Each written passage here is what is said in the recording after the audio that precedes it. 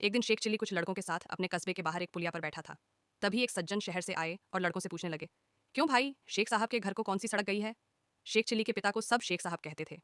उस गांव में वैसे तो बहुत से शेख थे, परंतु शेख साहब चिल्ली के अब्बा जान ही कहलाते थे। वह व्यक्ति उन्हीं के बारे में पूछ रहा था। वह शेख साहब के घर जाना चाहता था, परंतु उसने पूछा था कि शेख साहब के घर कौन सा रास्ता जाता है। शेख चिल्ली को मजाक सूझा।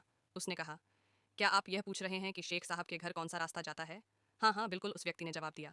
इससे पहले कि कोई लड़का बोले, शेख चिल्ली बोल पड़ा, इन तीनों में से कोई भी रास्ता नहीं जाता। तो कौन सा रास्ता जाता है? कोई नहीं।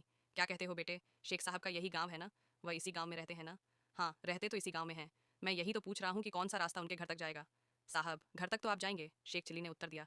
ये सड़क और रास्ते यहीं रहते हैं और यहीं पड़े रहेंगे। ये कहीं नहीं जाते। ये बेचारे तो चल ही नहीं सकते।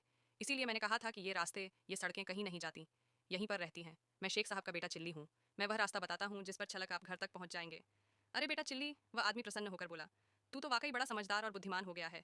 तू छोटा सा था जब मैं गांव आया था, मैंने गोद में खिलाया है तुझे। चल बेटा, घर चल मेरे साथ। तेरे अब्बा शेख साहब मेरे लंगोटिया यार हैं और मैं तेरे रिश्ते की बात करने आया हूँ। मेरी बेटी तेरे लायक है, तुम दोनों की जोड़ी अच्छी रहेगी। अब तो मैं तुम दोनों की सगाई करके ही जाऊंगा। शेख चिल्ली उस सज्जन के साथ हो लिया और अपने घर ले गया।